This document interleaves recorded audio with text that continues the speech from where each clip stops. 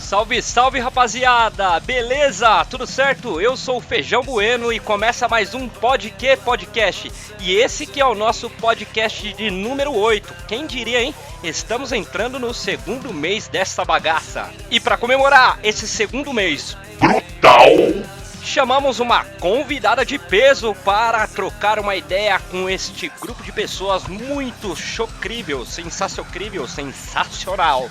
Então roda o áudio aí que vamos começar, hein? É nóis!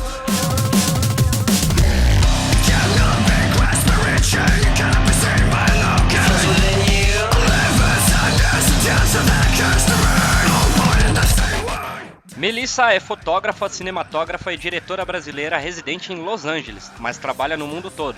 Seu trabalho foi publicado nas revistas Rolling Stones, LA Weekly, LA Times, Revolver Magazine e em muitos outros packs de publicidade para bandas e músicos. Sua lista de clientes inclui McDonald's e Autodesk, Deutsche Inc., agência KK Los Angeles, Nuclear Blast Record, Fat Records, Vice e Noise. Ambientalista apaixonada e ávida mergulhadora, Melissa também doa seu trabalho para a organização sem fins lucrativos Heal the Bay, com base no sul da Califórnia. Atualmente ela divide seu tempo entre Los Angeles, Califórnia e o Brasil. Seu trabalho transita em fotografias still e também vídeo, com videoclipes, campanhas publicitárias e tour com bandas internacionais. Vídeos para Gibson Guitars, tours do Sepultura, Motorhead, Gojira e Suicidal Tendencies. Comerciais e reviews de motocicletas, diários de gravações em estúdio, entre outros. E aí, vamos bater um papo com a Mel então? É isso aí, agora a gente acabou de conhecer um pouquinho do release, da história da Mel e ela tem muito ainda pra contar pra gente. E aí, Mel, beleza? Como é que tá aí o calor na Califa? Menina, a gente tá derretendo aqui, acho que tá 45 graus nesse momento, exato. Vixe Maria, já caiu numa piscina aí? Já fez alguma coisa pra burlar um pouquinho todo esse calorão? Nossa, demais. Tô o dia inteiro na piscina, eu tava só esperando pra falar com vocês pra voltar pra piscina, porque tá realmente impossível hoje. Tá bem quente, bem seco. Ô, maravilha, hein? Que inveja, hein? Aqui tá frio e por falar em frio, vou ver se meus amigos também estão passando um frio aí. E aí, Gui, beleza? Tá passando frio aqui na cidade de São Paulo, na cidade de Osasco, tá como aí o frio? Fala, pessoal, boa noite, tudo bem com vocês? Aqui tá frio demais, cara. Tô aqui debaixo do cobertor, conversando com vocês, mas vamos que vamos. O bom que no áudio não dá pra ver, né? Se a gente tá debaixo do cobertor, como é que tá? Deve estar todo mundo de cueca, de meia, né? Todo mundo à vontade, mas isso que é bom. E aí, Caião, você já tá tomando seu cafezinho pra te esquentar aí? Ou tá tomando alguma outra coisa quente também, com álcool ou sem álcool? Não, hoje eu tô dando uma hidratada de leve, tô só na aguinha. E aí, galera, boa noite, bom dia, boa tarde aí pra quem tá ouvindo a gente. Prazer aí estar com vocês mais uma. Prazer, Mel, tô te conhecendo hoje e bora pra mais uma. É isso aí então, rapaziada. Então, depois da vinhetinha de áudio, a gente começa. Vai! Fala, rapaziada. Este é o Podcast, um refúgio mental e semanal, trazendo convidados muito legais e histórias interessantes para você. Toda segunda às 7 da noite no Spotify e também no YouTube. Podcast.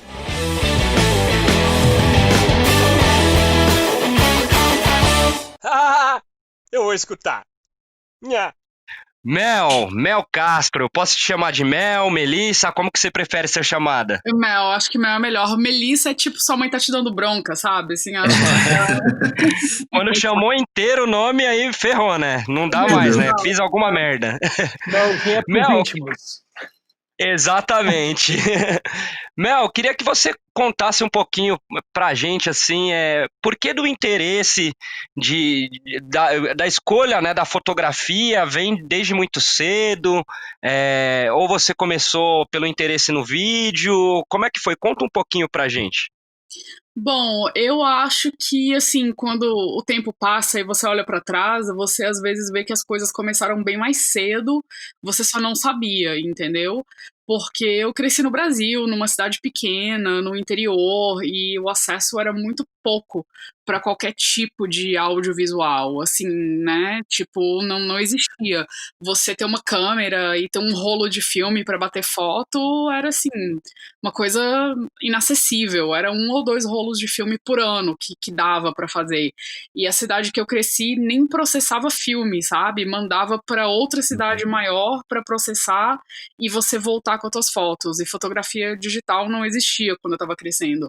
Uhum. Então, eu arrancava página de revista, sabe? Que fosse da Capricho, que fosse da Super Interessante, propaganda, foto de banda, colava na parede, no armário, sabe? Colecionava, eu Uhum. tinha caixas de fotos que eu guardava, mas eu não sabia por que eu fazia isso. Eu tinha só meio que uma fixação com imagem sem entender o porquê, sabe?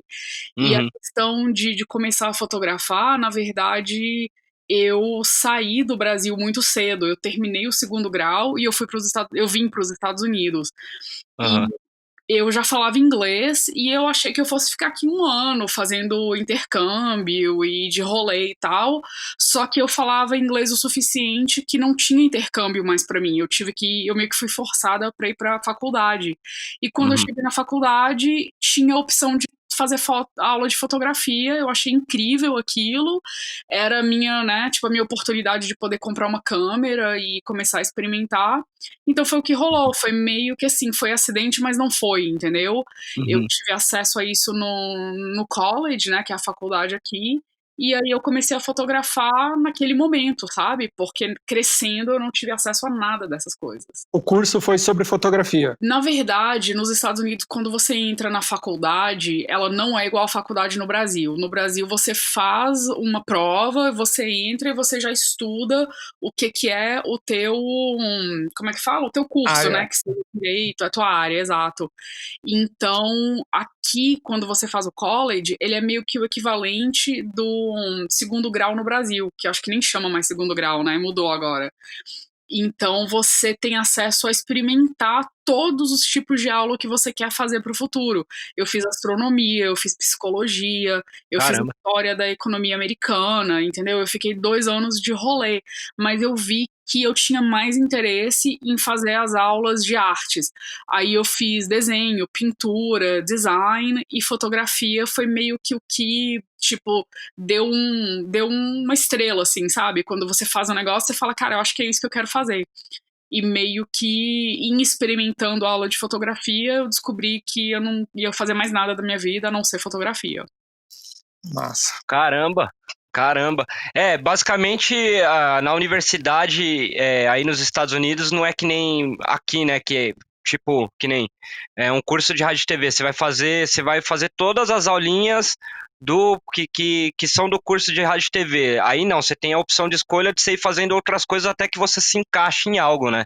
Exatamente, porque o 2º grau americano ele é muito fraco, ele é muito solto. Então, quando você chega no college, você tem 2 anos de introdução e nesses 2 anos você tem que cumprir uma carga horária. E dependendo do curso que você vai fazer, a tua carga horária ela muda. Então, naquela época, eu achei que eu fosse fazer publicidade, que aqui é communications. Então, para fazer a carga horária que me levaria a transferir para uma outra faculdade para terminar o meu bacharelado, eu fiz um monte de aula que, né, preenchia a carga horária de communications, mas eu tinha um monte de carga horária que era solta e eu comecei a preencher com fotografia. Só que a escola que eu estudava tinha um programa técnico muito respeitado de fotografia. Então, em vez de transferir para uma faculdade para pegar meu bacharelado, eu acabei ficando nesse college por mais 2 anos só estudando fotografia. Então eu não fui para a universidade. Eu tenho um curso técnico de fotografia. Basicamente, quando você já estava na universidade, foi daí que você começou a conseguir os primeiros trabalhos na área? Ou só depois que você terminou a faculdade que você começou a realmente se enveredar para a área? E se dentro da área, o primeiro foi o quê? Foi a música? Foi só, sei lá, retrato de pessoas, né? O portrait, né? Como é que começou essa parte, assim? Olha, eu não sei nem te falar, mas assim, tem uma história engraçada, porque na verdade, música é tudo da minha vida, meio que a música é a rua, a estrada que me levou a fazer tudo que eu faço, sabe? Uhum, Então, assim, eu cresci obcecada com música da Califórnia, especificamente de Los Angeles, e eu aprendi inglês sozinha, escutando Megadeth, Guns N' Roses, Metallica uhum, e todas essas bandas que você imagina. E aí sim. eu falo sempre que o Axl Rose é o meu professor de inglês e não é mentira, sabe? Então, então quando eu Puta cheguei professor, hein? meu puta professor. Só que aí o que aconteceu? Quando eu cheguei aqui, eu falava só inglês nível Guns N' Roses. Então foi um grande aprendizado ir pra escola, porque aquele inglês do Guns N' Roses não é um inglês de faculdade, sabe? Aham. Então aí tive mais uns 2 anos penando pra. Porque uma coisa é você falar o inglês do Guns N' Roses e você chegar na faculdade e ter que fazer aula de história da economia americana em inglês. Ou, sabe, aula de, Aham. né, tipo, astronomia em inglês. É bizarro, é outro mundo. Uhum, Mas a música sim. sempre esteve presente. E rolou uma oportunidade, assim, que foi uma chance, simplesmente da vida, de botar isso no meu caminho, que quando eu morava aqui, o pessoal do Sepultura, o Derek, tinha recém entrado Uhum, na banda, e eles eram amigos de amigos meus. E aí eu comecei a sair com os meninos. E eu já conheci o uhum, Paulo, na verdade, porque o Paulo tem família no interior de Minas, e eu tinha aham. conhecido o Paulo em Montes Claros, antes de eu me mudar para os Estados Unidos. Então, quando eu mudei pra cá, a gente meio que se reencontrou, né? Ficamos amigos de verdade, porque eles estavam Uhum. morando aqui em Los Angeles, gravando o primeiro disco com o Derek. Então, na verdade, a primeira gig que eu fotografei, na verdade, não foi Aham. paga, mas a primeira gig que eu fotografei foi o Sepultura. Caramba. Já começou com peso bom, hein? Exato. E aí eu tava aprendendo, entendeu? Eles me davam todo o espaço, me davam todo o acesso, e eu dava foto pra eles naquela época. Isso foi mais ou menos que ano? Isso foi em 98. Eu tô aqui há muito tempo, eu tô aqui há quase 26 anos. Então você pegou logo a transição do que era o Max, né? E aí já entrou direto o Derek Green, né? Exato. Na verdade, eu nunca nem conheci o Max, eu conheci o Derek direto. Sim. E assim, você disse, né, que antes não era, né, amiga do Paulo, e tal, mas tinha os seus amigos que já conheciam eles, né, de uma certa forma. Eu queria saber, assim, porque o Sepultura já era uma banda, né, conhecida mundialmente, né, assim, bem como outras, né, do meio. Você se sentiu insegura? Foi super tranquilo para você? Porque por exemplo, assim, né, numa magnitude dessa, eu acho que de início eu tremeria na base, né? E como que foi para você? Era uma tour, você foi fazer primeiro só fotos estilo em estúdio deles ou foi uma tour que você já acompanhou logo de cara? Como é que foi? Não, eles estavam aqui gravando o disco e como ainda era meio que um experimento com o Derek, eles fizeram vários shows secretos. E aí eu fotografava esses shows pra eles, e por diversão. E aí meio que isso cresceu um relacionamento com a banda. Além da amizade que eu tenho com os meninos, foi criando um respeito com o meu trabalho e eventualmente me trouxe outros trabalhos grandes com eles, entendeu? Mas naquele momento, pra mim, eu simplesmente cheguei onde eu sempre achei que eu devia estar, de uma forma que eu não tinha medo de nada. Eu achava que não, é aqui que eu pertenço e eu devia estar aqui desde o começo, e finalmente eu cheguei no meu lugar. Porque, como eu cresci no interior de Minas, no norte de Minas, todo mundo escutava axé, todo mundo escutava sertanejo, e eu não fazia parte Uhum, daquilo. Eu detestava onde eu morava, eu amo meus amigos até hoje, que eu tenho lá, mas eu não gostava do lugar, eu não me sentia normal ali. Eu era pessoa aham, estranha, eu era menina metaleira, a menina que usava roupa preta, que saía com os maus elementos, entendeu? E aí aham, eu sempre era pessoa estranha, mas estando em Los Angeles, eu não tinha que me explicar pra ninguém, entendeu? Metal, sim. rock faz parte da vida e ninguém te questiona. Só pra gente saber aqui, qual que era a cidade do interior de Minas que você tava? Eu cresci numa cidade que chama Pirapora. Pirapora não é Pirapora do Bom Jesus, não, né? Pirapora Não, só.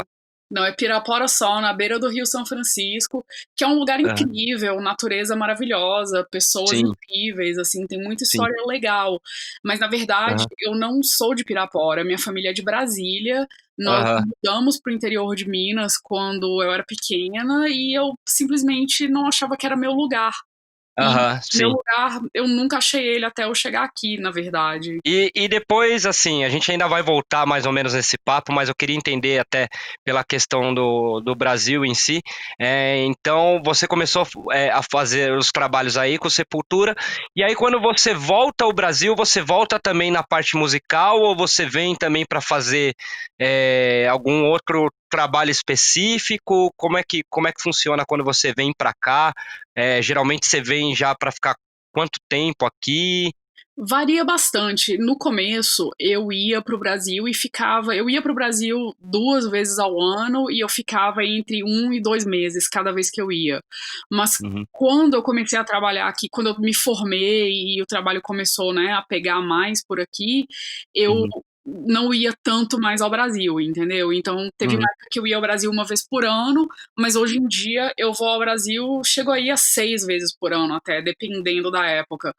E uhum, quando eu trabalho aí, tem mais a ver com música, sim, entendeu? Foi tanto assim que eu uhum, conheci o Gui, né, na verdade, por causa do Rock in Rio, porque eu tenho uma equipe de amigos no Brasil que trabalham aqui e às vezes quando eu tô no Brasil, eu trabalho aí. Mas aham, eu não tive uma carreira no Brasil antes de vir para cá.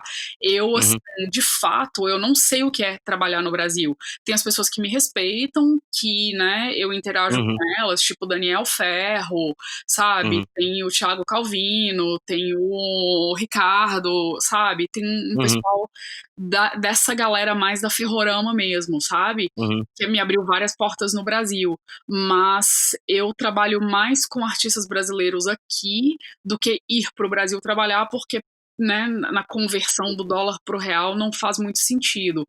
Mas, aham, como eu tenho muitos amigos músicos e eu vou bastante ao Brasil, você acaba fazendo um trabalho ao outro, assim, sabe? aham, Mas a minha sim. carreira é mais aqui mesmo. Ô, Mel, aproveitando aí que você está falando da sua fase de início, né, que você começou a trabalhar com Sepultura, é, por experiência própria, aqui no Brasil, né, eu já fotografei muita banda e tal, e aqui no Brasil eu sei que é muito difícil você ganhar dinheiro fotografando banda. Você ganha um pouquinho e tal, principalmente no início. Queria que você me contasse quais foram os perrengues, qual foi a partir do momento que você falou assim, poxa, fotografia é o que eu gosto, mas também é o que eu consigo me manter, é o que eu consigo comprar, tipo, o meu pão de cada dia, né? Eu queria que você me falasse, só fotografando banda você consegue ser realizado? Ou você teve que ir para outras áreas? Como é que foi esse começo? Absolutamente não. A música não paga.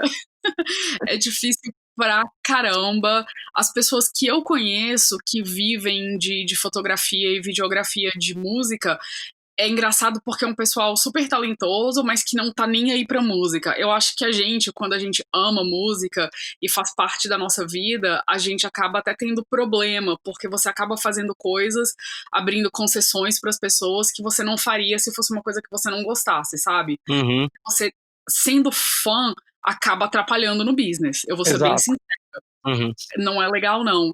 Então, eu sempre fiz de tudo pra pagar as contas. Nunca foi música apenas. Eu gostaria que fosse, mas infelizmente não é realístico. Não era na minha época, eu acho que continua sendo até menos agora, sabe? sim. Porque o que realmente paga as minhas contas é fotografia corporativa e comercial, tipo publicidade mesmo. É o que entra mais, assim, o ganha-pão, sabe? E eventualmente eu comecei a expandir com vídeo, que é uma coisa que é uma outra conversa, que era uma coisa que eu resisti por muitos anos, e se não fosse o Daniel Ferro, eu acho que eu nunca teria entrado em vídeo, porque ele me perguntava, mas como assim, você não se interessa, você não acha legal, pô, dá pra fazer isso, e vídeo de música, isso e aquilo, E eu fazia meio que brincando, eu não levava a sério, até ele vir pra cá e eu trabalhar com ele, produzir 2 vídeos pra ele, e aí eu realmente comecei a entrar no vídeo, o que abriu mais portas em música. Mas, na verdade, abriu uma certa porta de mais publicidade, de fazer os endorsements pras marcas, sabe? Tipo Uhum, Gibson, Supro e, enfim, outras, né? uhum. É que E seriam vídeos ligados à música, mas ainda assim um pouco mais corporativos, né? Por assim dizer, certo? exato, porque Uhum, assim, né, como eu tive que me virar, na real, assim, por muito tempo, eu fotografei casamento, eu fazia uhum, foto, aqui eu não sei como é que chama no Brasil, mas aqui a gente chama de headshot, quando você faz as fotos de apresentação de atores e atrizes e modelos, né? uhum, uhum, Né? Então, tipo, headshots, casamentos, foto uhum, corporativa. Eu trabalho até hoje com fotografia de arquitetura também. Eu tenho uns clientes incríveis de uhum, arquitetura e construção. Então, são uhum. trabalhos legais de fazer. A galera te aprecia pra caramba. Não tem aquela coisa de pisar em casco de ovos, porque não tem rockstar. Você é o rockstar, na verdade. E Uhum. paga super bem aqui, sabe? Então, música é assim, é uma grande parte da minha vida, mas para sobreviver tem que fazer outras coisas. Aproveitando esse gancho, Mel, fazer uma outra pergunta. Como é que funciona em relação ao network, né? Pô, você é uma menina, né, do interior do Brasil, foi para Califórnia e você já tinha pessoas aí com quem você poderia contar, pessoas que poderiam te ajudar, ou você começou do zero mesmo? Quais foram, assim, os perrengues, né? Você se sentiu sozinha ou tinha alguém ali para às vezes te mostrar um caminho, porque assim, por que eu estou fazendo esse tipo de pergunta? Aqui no Brasil, agora eu acho que está mais tranquilo, né? Porque hoje a gente tem uma grande quantidade de pessoas que estão começando, se ajudando, tem a questão do YouTube, tem redes sociais que ajuda toda essa conexão. Mas eu imagino que você começou isso faz muito tempo, né? E você não tinha acesso todo a redes sociais. Como é que foi logo no começo você fazer esse network com as pessoas ou você não fez network, foi para cima mesmo divulgando o seu trabalho? Como é que foi isso? Gente, eu vou falar que foi difícil pra caramba. Só pra vocês terem noção, quando eu mudei pra cá, não existia nem e-mail, sabe? Tipo, Caramba! a minha mãe tinha e-mail porque ela trabalhava num escritório e lá existia internet e e-mail. Eu não sabia nem usar computador, eu nem tinha zero noção de computador, eu não entendia PC, eu não via por que você precisa de um computador. Não existia nada disso, porque não existia nem fotografia digital naquela época. Então eu comecei do zero mesmo, não tinha e-mail, não tinha internet, não tinha celular. Eu falava com meus pais uma vez por mês. Aí, eventualmente, eu comprei um fax, que foi assim, né? O percussor do e-mail, a gente mandava fax para poder falar com mais frequência. Era difícil pra Nossa. caramba, era tudo muito caro. Eu não tinha carro em Los Angeles, que é uma coisa completamente não imaginável hoje em dia. Eu não tinha amigos, entendeu? Eu cheguei aqui sem. Eu tenho, assim, parentes aqui, entendeu? Eu tenho uma tia e o tio, eu tenho uma prima, mas eu não morava com a minha família. Então, tirando essa base da família que você tinha uma vez por fim de semana ou por mês, eu tava sozinha, largada, sem conhecer ninguém, e eu tive que construir tudo do zero. Eu tinha zero ajuda, sabe? Eu não conhecia Uhum. ninguém do meio, eu não conhecia nenhum fotógrafo, eu não sabia o que era o business, então eu aprendi tudo me jogando e na marra total, assim, levando na cabeça, fazendo merda pra aprender, porque não tinha escola não. E mesmo a escola não ensinava essas lições, ensinava só a técnica, mas as lições de como, sabe, o cara não te pagou, você tem que correr atrás, como é que você defende teu preço, como é que você estrutura o seu business, é Aham. só os anos de experiência mesmo. Caramba, é só o dia a dia mesmo. Então foi literalmente na raça, né? Caramba. A gente vê, né, assim, que obviamente, né, a tecnologia vem a nosso favor, né, mas e não desmerecendo também as pessoas que estão vindo agora, né, para esse tipo de área ou para qualquer outro tipo de área, mas a gente tem que dar muito valor ao hoje também, né? Pela questão tecnológica, né? Que você vê, né? basicamente você não tinha muita informação, você não tinha informação a alguns cliques, né? Você tinha que se virar ali, tentando realmente se jogar ali, dar murro em ponta de faca, né? Demais, e sem saber onde que estavam as facas, porque Aham. nem tinha noção do que era. Era uma coisa assim que é meio que um sexto sentido e você acha as oportunidades. Assim, você tem que ser oportunista, mas não no sentido pejorativo de ser oportunista. Você tem que Sim. Você viu uma porta, você se enfia, você segura aberta, você se apresenta, você não pode ter vergonha e você vai Uhum. achando o seu caminho, porque eu não tinha, assim, se você me perguntasse naquela época o que eu quero, eu não tinha a menor noção o que era estar Uhum. trabalhando com o que eu trabalho hoje, entendeu? Eu não Uhum. sabia nem te dizer naquela época. Então você vai no feeling mesmo, sabe? No gut Aham. feeling e você resolve a hora que você chega lá. Então foi uma coisa muito maluca, porque hoje em dia eu paro e penso, eu falo, cara, se você me dissesse naquela época que eu ia estar fazendo isso, eu jamais acreditaria. Que assim, sabe, há um ano atrás eu fui pra casa e meus pais tinham mudado e tinha, sei lá, um monte de coisa velha minha que eles queriam que eu jogasse fora, que eu me recuso a fazer até hoje, sabe? Aham. Aí eu fui olhar uns cadernos e tava assim, tipo, sabe, marcado na capa do caderno Motorhead, sabe? Eu falo, meu, assim, Aham. jamais naquela época, se você me dissesse que eu ia viajar com Motorhead, eu teria acreditado. Eu ia achar bizarro, sabe? Caramba, caramba, que da hora. E até aproveitando, assim, eu não sei o hoje em dia, né? Mas você sofreu algum tipo de preconceito, né? Eu não sei nem se eu posso, se essa é a maneira correta de falar, que você vai me entender, mas eu vou tentar ser o mais claro possível, né? Porque lá no início, via só os caras dentro da profissão, né? Pelo menos eu não via muita mulherada, e hoje em dia a gente fala muito mais na sororidade, né? Na mulher, Uhum. entrando mais no meio em várias outras frentes, né? Em várias outras áreas que eram ditas, entre aspas, masculinas, né? Eu acho que nenhuma área tem que ser masculina ou feminina, eu acho que é a área com a competência que você tem de fazer, né? Mas você sofreu algum tipo de preconceito, ou sofre até hoje, da galera desacreditar, pô, mas essa menina aí é capa de revista, andou com tour não sei aonde, sabe? Tipo, Uhum. tem aquela dúvida ainda das pessoas? Com certeza tem preconceito sim. Eu acho que, na verdade, uma coisa que foi ao meu favor era a questão de eu não enxergar o preconceito e nem conversar sobre ele. Porque eu acho que eu cresci, assim, tipo, eu tenho um irmão mais novo, entendeu? Mas eu acho que crescendo eu me sentia tão meio que homem quanto ele, sabe? Assim, se ele pode fazer, eu também posso. E meio que não tinha uma distinção de tipo, você é mulher, você pode isso, você é homem, você pode aquilo. Em algum certo momento da adolescência teve sim, tipo, meu pai não deixava eu sair, mas meu irmão podia, sabe? Mas tirando isso, eu meio que não tive barreiras, então eu meio que ignorei esse preconceito, mas eu fui perceber ele bem depois. Depois do fato, você percebe certas coisas. E uma delas foi muito recente, sabe? Eu não vou dar nomes aos nomes, mas tinha uma banda Aham. que eu tava ensaiando de trabalhar com eles, a gente conversava, tinha umas coisas acontecendo, e aí eu percebi que eu não peguei a gig, entendeu? E eu sei que, assim, no fundo, eu tinha uma coisa que me faltava, que é a edição de vídeo, que vídeo eu não edito.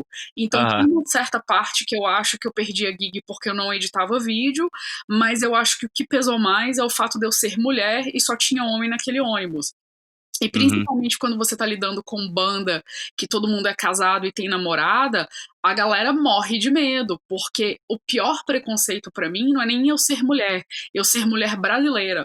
Porque a mulher Hum. brasileira, você já vem com um título extra de vagabunda, infelizmente, sabe? Aham. Rola uma Uhum. parada que vai ser oba-oba, carnaval, mulherada pelada, e você é meio que uma ameaça por você ser uma mulher brasileira. Uhum. Vem, Então, vem estereotipado, né, já, né? É que nem você até brincou, falou no início, né, da questão de que, tipo, te viam como diferente lá quando você era mais jovem, né, da questão, e realmente é isso que a gente vê, né? Infelizmente, às vezes a imagem que sai aqui dos brasileiros, das brasileiras no contexto geral, é que sempre só realmente o oba-oba tá no meio, é brasileira, pode fazer tudo, né? E não é bem por aí que as coisas funcionam, né? Exatamente. Então, assim, sabe, tem essa banda que é uma banda de metal bem grande Uhum. e ia rolar uma oportunidade legal e, sabe, assim, eu tava na Europa ano passado com várias bandas, eu fui pra vários festivais e naquele momento eu percebi o que estava acontecendo, eu percebi que realmente, sabe, assim, eu gostaria de estar fazendo tour com as bandas que eu gosto, trabalhando com uma Uhum. galera legal, mas eu percebi que meio que era a porta errada de tentar insistir, sabe? Eu falei, quer saber de uma? Sim. Eu não vou mais me oferecer e estar disponível para esse tipo de trabalho. Eu prefiro fazer os publicity packages, né, das bandas Aham. e fazer music video e editorial. Porque, na Sim. verdade, se não for também para viajar de avião e pegar um tour bus legal e dormir em hotel, eu não vou passar mais perrengue, sabe? Eu já passei Aham. da idade de fazer tour de van, de dormir no chão, sabe? Aham. Isso aí eu não faço mais também não, entendeu? Aham. Já fiz, entendeu? Por diversão e tal, mas é muito sofrimento. Uma coisa que eu ia te perguntar é mais ou menos isso. Em que momento da sua carreira você sentiu que você queria fazer exatamente isso? Você falou um pouco do lance da faculdade, né, do college, mas teve esses trabalhos com Sepultura, mas quando que você acha que você realmente falou, não, é isso que eu quero? Você tá falando da fotografia e videografia de música ou da fotografia em geral? Da fotografia em geral. Acho que é bom abordar um pouco da de música, mas é que você começou por lá, né? Então, talvez eu acho que não sei se ela foi decisiva pra isso também, né? Eu acho que sim, sabe? Caminhou de mãos dadas os dois, né? Tipo assim, a fotografia em geral e a fotografia de música, mas eu acho que a partir do momento que eu fiz as minhas 2 primeiras aulas de fotografia, que a primeira aula era para aprender a usar a câmera, né? A técnica básica, uma câmera manual de filme, e a segunda aula que foi imprimir foto preto e branco, eu acho que a partir daquele momento eu já não tinha mais dúvida. Assim, você tem dúvidas, você tem questões, você, né, tem, assim, uma insegurança pela, né, até falta de experiência e ser muito novo, mas eu acho que daquele momento eu já sabia que fotografia era o que ia ser pra sempre, assim, não ia ter volta, não. Então foi bem Nem precisou chegar na parte dos trampos, né? Tipo, no próprio college você já percebeu isso. exatamente. E eu já sabia que não tinha volta. Eu falei, cara, tipo, eu me achei e eu não me vejo. Assim, eu considerei estudar astronomia, eu considerei estudar biologia marinha, eu considerei estudar psicologia, mas, assim, só de pensar na minha vida debaixo dos livros e computador o resto da vida não ia rolar, sabe? Mel, queria que você me falasse aí, contasse pra gente, assim, se eu te pedir para você listar três, três experiências fodas, assim, que você teve com trampo, trampos que abriram portas ou trampos que marcaram para você, assim, o que você nos diria? Eu tenho 3 experiências bem específicas e são todas de música. Bem maluco, assim, eu acho que assim, um momento que eu me senti validada, sabe, como profissional, foi quando eu fiz a publicity package de um dos discos do Sepultura. Tem, eu acho que uns 5 ou 6 anos, foi 3 discos atrás. E quando o Andreas me mandou um recado, ou não sei se foi um e-mail ou se ele me ligou no WhatsApp, eu não lembro, mas ele falou que eles estavam aqui em Los Angeles gravando o disco e ele tinha gostado de umas fotos que eu tinha feito e ele perguntou se né, eu estaria disponível e eu tinha interesse de fotografar um publicity package inteiro pro Sepultura. Eu acho que foi um momento único, assim, sabe? Porque eu cresci também, além do Guns N' Roses, das bandas de Los Angeles, eu comecei a escutar Sepultura com 11 anos de idade, entendeu? Foi assim, tipo, um ano eu escutava Menudo, no ano seguinte eu tava ouvindo Sepultura. Foi uma mudança bem bruta, Caraca. sabe? Eu fui aquela criança estranha. Então, eu achei que foi um momento que validou a minha carreira. Esse momento foi bem legal. Aí teve também um momento que eu fui contratada para fotografar e trabalhar numa filmagem do Richard Fortes, que é um dos guitarristas do Guns N' Roses agora, e a gente simplesmente fotografou ele, filmou ele no estúdio que o Guns N' Roses estava ensaiando para fazer aquela tour do retorno deles, entendeu? Oh, que legal. Então foi um outro Caramba. momento em que, tipo, eu falei, cara, E aí, obviamente, tipo assim, eu vi uma palheta no chão, eu catei a palheta, viu que eu catei a palheta e ele, sim, tipo, riu muito da minha cara. Ele, não, eu tô vendo, mas toma aqui mais um monte, leva o resto das palhetas, sabe? Foi um momento, assim, que, eu, tipo assim, eu vi a guitarra do Slash, eu pus o dedo na guitarra do Slash, sabe? Eu vi o microfone do Axl, eu pus o dedo. Eu falei, cara, eu tenho que pegar em tudo nesse estúdio, porque é um negócio muito, tipo, full circle, sabe? Sim. Então tem esse momento no E estúdio. é interessante que parece que tudo começa a fazer sentido, né? Desde a sua adolescência, que você ouvia as músicas, enfim, amava tudo aquilo, e você se vê onde você chegou, fazia todo sentido. Era tipo, é como se fosse um sonho realizado, correto? Exatamente. E aí você perguntou, tipo, o terceiro momento. Porque o terceiro momento, na verdade, eu vou ter o terceiro e o quarto pra vocês. Manda aí. O terceiro momento foi assim, tipo, eu lembro, eu tenho uma memória muito vívida de ter, sei lá, 11, 12 anos de idade, ou talvez 12, 13, e ver o Guns N' Roses tocando no Rock in Rio e chorar na frente da televisão porque meus pais não deixavam eu ir, entendeu? E tipo, eu era muito nova, morava no interior, assim, zero condições de eu ir pra um festival daquele tamanho pra ver o Guns N' Roses. E eu chorando, e a televisão ficava no quarto dos meus pais, e tipo, depois eu fui dormir, sei lá, 3 horas da manhã, porque o Guns N' Roses tocou super tarde. E aí, anos depois, né, em 2017, eu estar no Rock in Rio, trabalhando e dar de cara com o Duff e com o Richard, e o Duff saber quem eu era, porque eu conheci o Duff aqui em Los Angeles, na casa de amigos, entendeu? E aí eu tava no backstage daquele do Sunset Stage, e aí entra o Duff e o Richard, e o Richard, nossa, Mel, você tá aqui, me dá um puta abraço, o Duff me dá um puta abraço, nossa, o que você tá fazendo aqui? Eu falei, velho, tipo, olha pra mim, tô segurando uma câmera cheia de credencial, tô trabalhando. E eles assim, nossa, é mesmo e tal, e aí você sabe onde é que é o catering, a gente tá com fome, a gente quer comer, mas a gente não sabe onde é que tá a comida, e conversando, e de repente eu olho pra trás pra procurar a Mariana, né, tipo assim, cadê a produtora, onde é que é o catering, não sei, e aí eu olho pra trás, tem uma parede de pessoas me olhando, porque eu tô conversando com o Duff do Guns N' Roses, aí meio que bateu aquela coisa assim, falei, cara, que bizarro, assim, eu nunca tinha ido pro Rock in Rio na minha vida, a primeira vez que eu venho, tipo assim, eu conheço a galera da banda favorita, sabe? Já é da turma, já.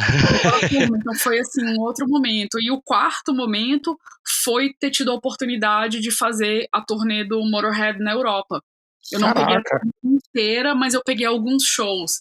Então, assim, esses 4 momentos foram momentos, assim, muito importantes de falar, cara, realmente isso é o que sempre era pra ser, desde sempre, eu não sabia. Até mesmo antes da gente entrar, eu quero também fazer uma perguntinha sobre o Motorhead e tal, mas você conheceu o Gui também, você conheceu o Gui no Rock in Rio também, como é que foi esse encontro até a gente chegar aqui, né, vocês tiveram que se conhecer, né, foi ali no Rock in Rio ou cada um já conhecia o trampo do outro? Até uma coisa que o Gui pode responder também. Deixa o Gui Foi contar ela que primeiro. salvou ele dos Steps. Salvou do quê? Dos Steps, daquela história do cartão. Cara, foi engraçado, porque eu entrei no lugar da Mel, né? Porque a Mel não conseguia, ela, para fotografar o Rock in Rio, tinha uma caralhada de documento e tal, e pelo fato da Mel estar morando fora tal, acho que ela não tinha todos os documentos, acho que a carteira de trabalho, né, Mel? Você não tinha carteira. Na verdade, a ironia da vida, porque normalmente os brasileiros querem trabalhar nos Estados Unidos e não podem porque não tem permissão de trabalho. Eu, brasileira, não podia trabalhar no Brasil porque não tinha carteira de trabalho. Foi isso. E para trabalhar nesse Rock in Rio precisava se registrar, cara. Era uma burocracia gigantesca, assim. E, cara, eu, a Bia, todo mundo, tipo, foi registrado para trabalhar pro Rock in Rio. Só que antes, o Daniel Ferro, ele tinha comentado comigo, ele falou, Gui, é o seguinte, a gente já tem uma fotógrafa, que é a Mel, ela sempre faz o Rock in Rio pra gente, só que a burocracia aumentou dessa vez e existe a probabilidade dela não conseguir fotografar. E se ela não conseguir, você vai entrar no lugar dela. Falei, nossa, velho, que situação, né? Que situação. Ele falou, não, fica tranquilo, tal. vai dar tudo certo. Se você não for para fotografar, você vai como diretor de fotografia para os meninos fazerem entrevistas lá, né? Aham. Beleza, vambora. E aí falou, cara, realmente não deu certo, você vai entrar como fotógrafo, a Mel não conseguiu. E aí teve um dia que a gente foi almoçar, cara. Eu fui almoçar lá com o pessoal da Ferrorama, e aí a Mel também foi se encontrar com eles nesse dia, e a gente se conheceu. Né, se conhecemos, falamos mais ou menos por cima ali e tal. Mas foi muito massa, cara, porque, cara, ela chegou assim, eu vi o quanto ela era querida pela equipe toda, assim, saca? Tipo assim, Caramba, que legal. O carinho que a equipe toda tinha por ela. E, cara, e você percebe quando o profissional, ele é foda, e não só como profissional, mas como pessoa, tipo, deixa a sua marca, saca? A pessoa deixa. Né? E a Mel chegou, mano, trazendo, tipo, ela já tinha feito as fotos do Rock in Rio anterior, cara, e ela trouxe um álbum para cada pessoa, assim, tipo um livro book, sei lá, como é que chama? Um livrinho com as fotos, deu para todo mundo. Eu falei, caraca, velho, olha que foda isso, olha que genial, sabe? Aí a diferença, né? É o diferencial da pessoa, né, Gui? Cara, eu posso dizer assim, que é o carinho, velho. Tipo assim, o carinho, quando você tem um carinho pela profissão, saca? Você não faz isso simplesmente por grana, cara. Você faz, não, porque você ama, saca? E aquilo que eu vi na Mel, eu falei, porra, velho, isso é animal. Isso é do caralho e tal. E, pô, e aí a gente foi a gente só se cumprimentou, né? Tipo, se adicionamos ali nas redes sociais, conhecemos o trabalho um do outro, e aí agora há pouco a gente começou a ter mais contato, né? Mas fala um pouquinho aí, Mel. Nossa, eu tô chorando aqui. Não, para, Gui, para, que eu tô te... Porque o que aconteceu foi isso. Eu tinha ido pro Brasil um mês antes para aplicar para minha carteira de trabalho. Não rolou, porque tem toda aquela burocracia, as coisas não ficam prontas na mesma hora. Mas eu estava determinada a ir pro Rock in Rio, porque tinham vários amigos tocando e eu não ia deixar de ir. Então eu voltei pro Brasil, fui pro Rio de Janeiro, porque como o Sepultura ia tá tocando no Palco Mundi, né? E eu resolvi que eu ia estar lá de qualquer forma. E deu tudo certo. Como eu tava no Rio, eu fui encontrar com os meninos da Ferrorama, foi quando eu conheci o Gui, o que ele falou.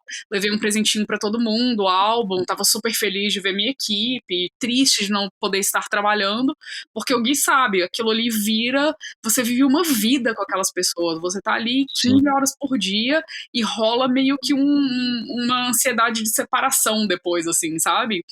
Sim. Então foi muito legal ter conhecido ele, a gente ficou em contato por mídia social. E aí, o que eu costumo fazer é terceirizar muito do meu trabalho para o Brasil.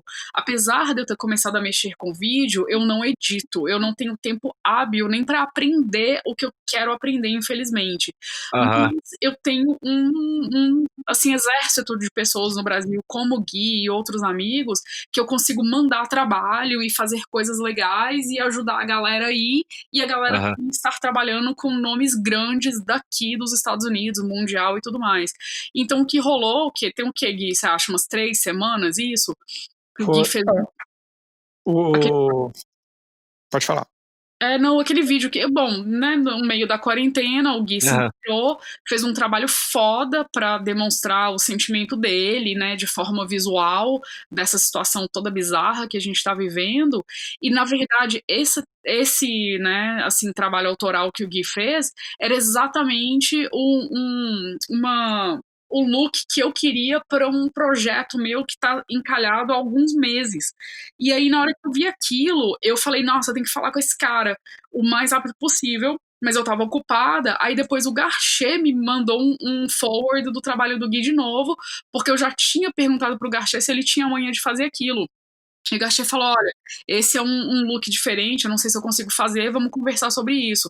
Mas quando ele viu que o Gui fez exatamente o que eu queria, ele me mandou, eu falei, não, é isso, tem que falar com o Gui imediatamente. Aí eu comecei a aterrorizar ele. Gui, me ajuda, pelo amor de Deus. Cara, é engraçado que é assim, né, velho? Porra, quando você vê o Garché, assim, falando que seu trabalho, indicando o seu trabalho, pra mim foi uma puta honra. Uma honra, né?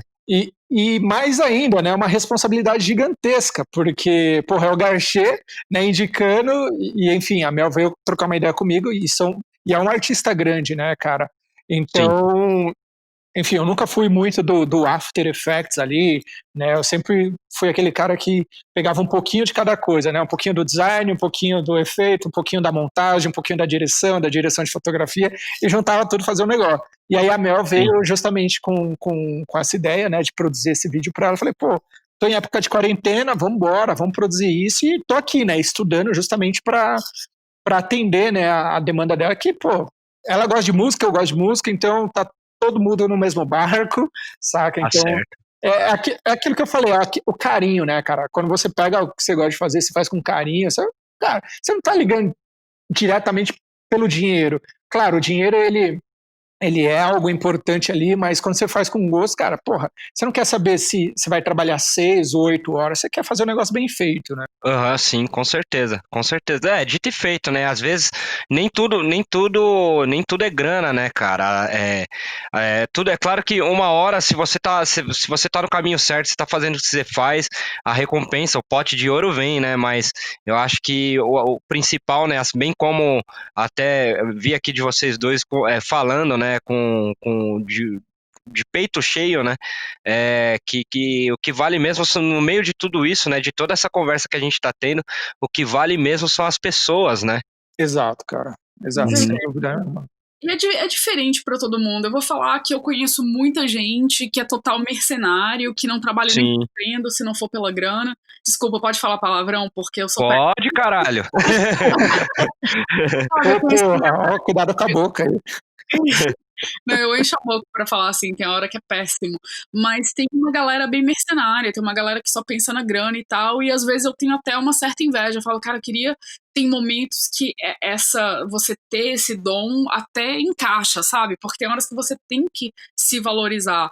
Então, essa que é a balança difícil de trabalhar, eu acho que com música, porque você, na maioria das vezes, gosta daquilo, então você abre umas exceções que você não abriria se você não tivesse nem aí, e você faz coisas legais, mas às vezes nem sempre você é recompensado ao nível do tempo e da dedicação que você colocou, porque você não tá cobrando por aquela 1 hora que te levou para bater uma foto, você tá cobrando seus 20 anos de experiência, passar o pão que o diabo amassou, morando numa cidade gigante, sem conhecer ninguém, e pegando ônibus e se fudendo porque você não tem telefone, sabe?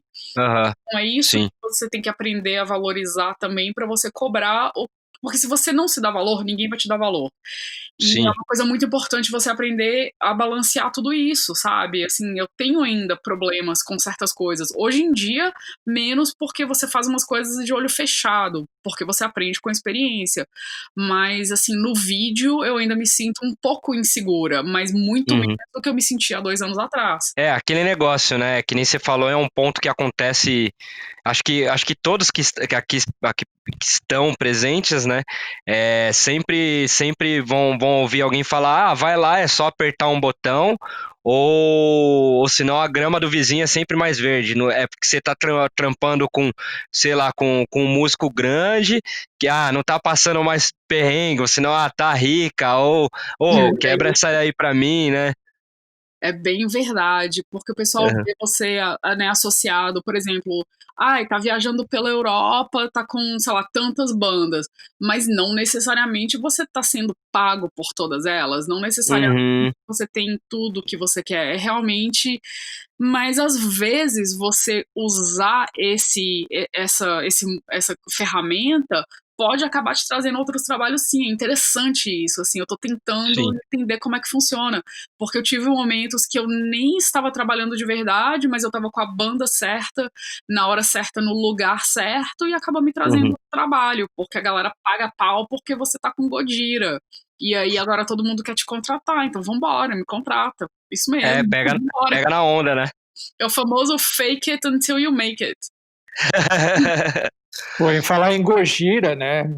Não no Gojira, mas enfim, eu vi que você fez um tempo pro Korn, né? Você fez uma gravação lá, foram várias câmeras. Queria que você contasse como é que foi essa experiência. Né? Eu vi lá no Super. Foi uma experiência bem legal. Desculpa, eu tô cortando vocês, né? Não, relaxa. Não, tá tranquilo. A experiência do Korn tem um amigo meu que é também um filmmaker e ele é um cara francês que mora aqui nos Estados Unidos já também há 14 anos, porque ele era, eu acho que o presidente do fã-clube do Korn na França. E aí o Korn curtiu ele, trouxe ele pra cá e ele virou o videógrafo e fotógrafo principal da banda. Só que eu faço parte da equipe dele. Entendeu? Então, quando existem os trabalhos ao vivo do Korn, ele precisa de mais pessoas e eu sou a única mulher da equipe dele. Então, isso é muito foda também, porque é um bando de homem filmando, mas, assim, pra mim é uma validação legal, entendeu? Porque realmente não tem muitas mulheres fazendo isso. Sei lá, acho que tem uma meia dúzia, sabe? Mas mesmo a meia dúzia que tá aí fotografando banda, não necessariamente fotografa no nível que eu fotografo e filmo, entendeu? O pessoal faz editorial, faz show ao vivo, mas não faz os trabalhos autorais e os trabalhos mais artísticos. Sim. Então, é bem legal ter trabalhado com Korn através desse outro filmmaker. Assim, não é a minha gig, mas foi bem legal estar ali, ser respeitada pela banda, todo mundo vir te agradecer. Eu fui uma das cinematógrafas de 2 music videos do Korn. Caramba! E vocês gravaram com o que lá? E com que equipamento você tá falando? Isso. Foi um pouco de tudo. Foi mistura de Blackmagic, Canon DSLR e Panasonic GH5s. Legal.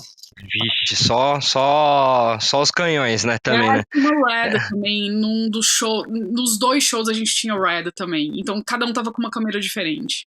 E por falar em gravar, fotografar, existe alguma banda ainda que você fala, eu preciso muito ainda, meu sonho ainda é fazer algum trampo com essa banda, assim, só não surgiu ainda a oportunidade. Tem demais. Essa banda chama Tool. Mas já rolou algum contato com a banda, né? Porque acredito que nessas horas você tem algumas cartas na manga, né, para mostrar de todo o material que você tem, ou ainda você tá lá, não, calma aí que uma hora ainda vou chegar nesse contato.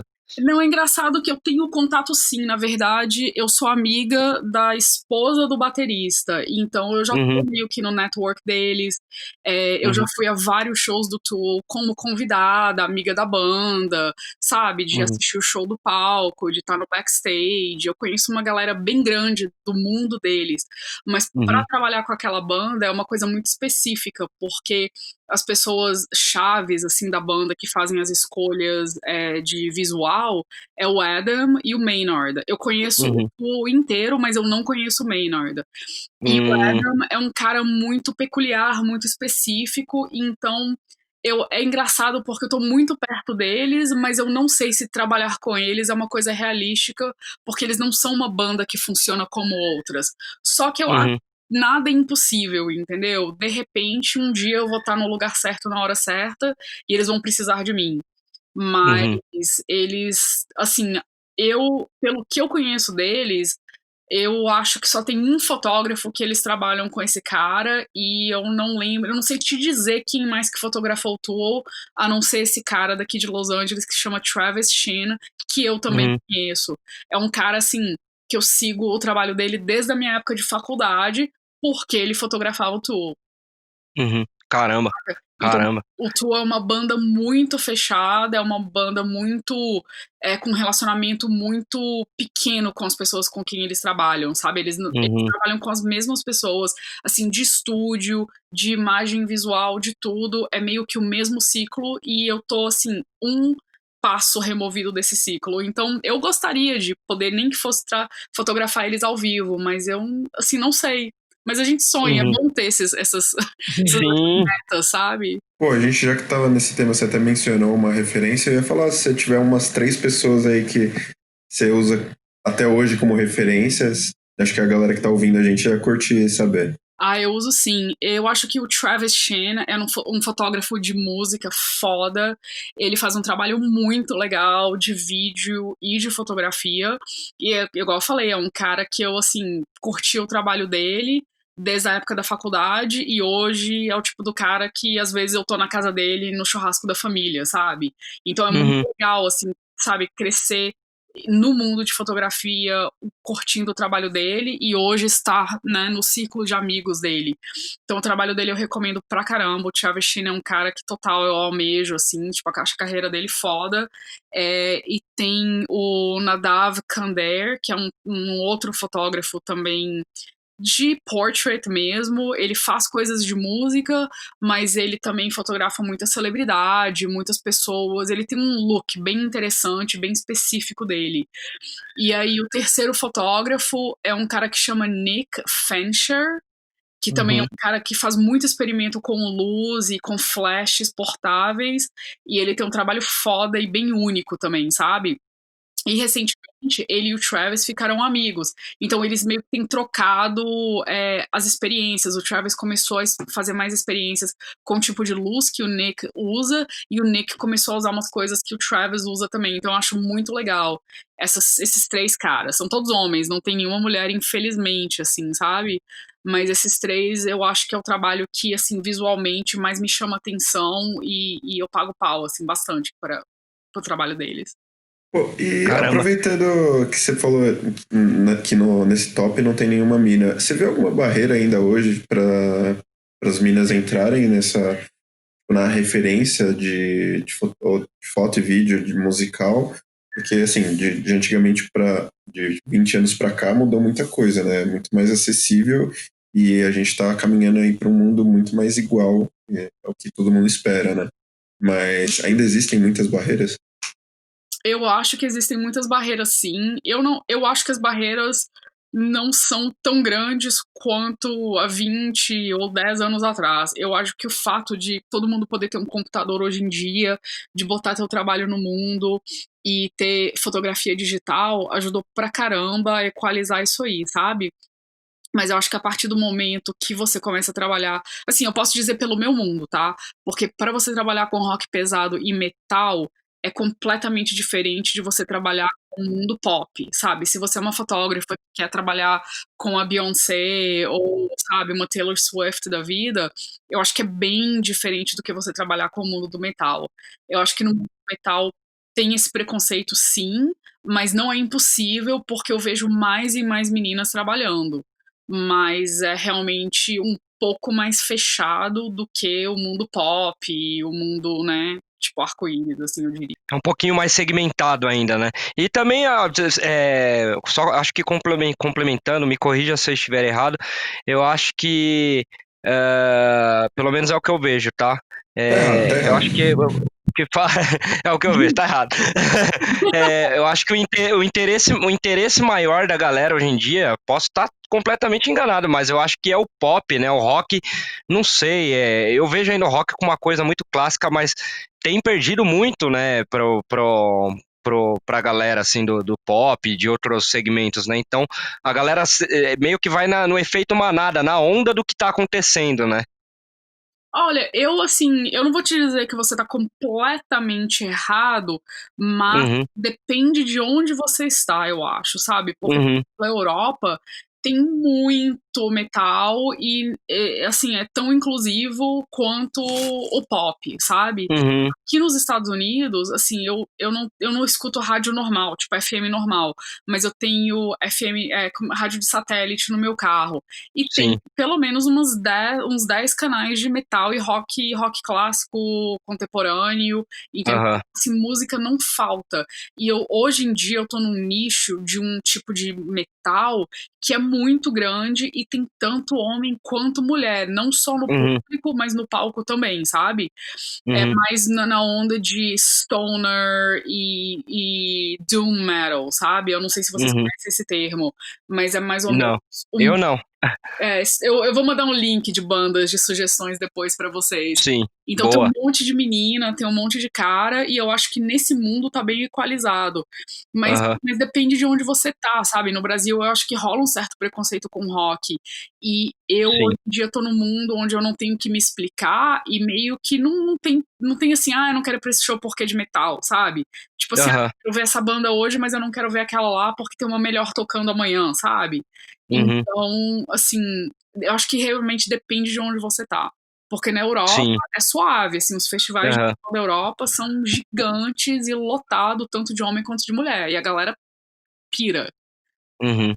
E até que você comentou da Europa, você fez a tour lá com o Motorhead, foi na Europa, né? Um pouquinho da tour deles você fez junto, né? Foi. Eu E passei pela Suíça, pela Áustria e Alemanha com eles.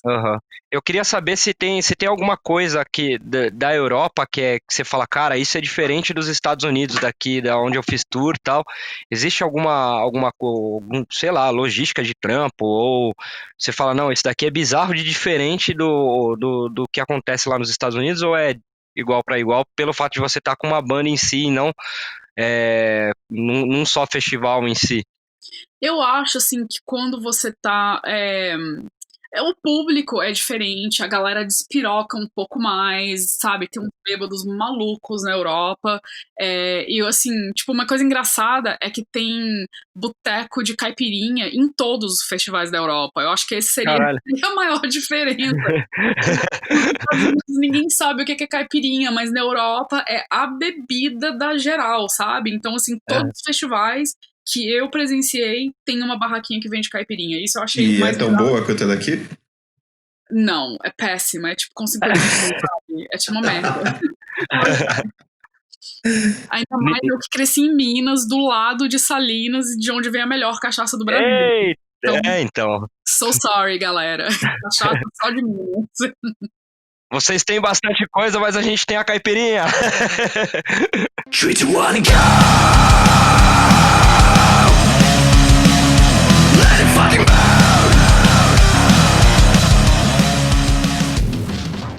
Acho que é legal pra gente saber, até você por estar em uma região totalmente diferente daqui, do Brasil, falar um pouco como que tá pra nossa área, né, de audiovisual aí na Califa, o que influenciou o Covid e o que tem pro futuro, né? Tipo, vocês já começaram a voltar a trabalhar, ou qual tá a perspectiva bem para foda, 2020? gente.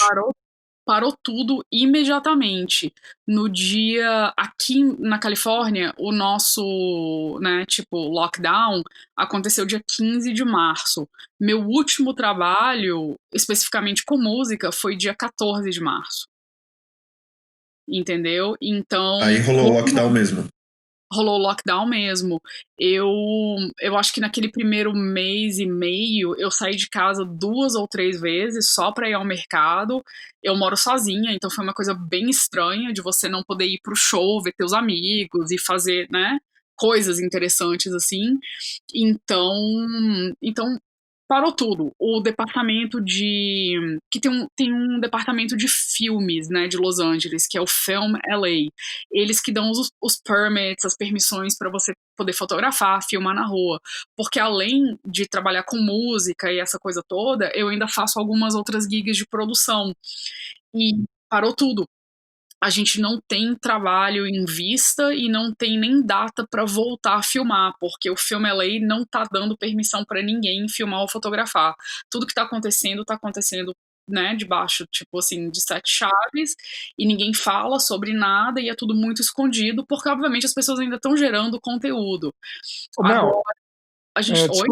Desculpa te cortar, mas aproveitando que você está falando sobre isso, uma pergunta rápida, assim, como é que as pessoas, elas têm recebido esse tipo de informação?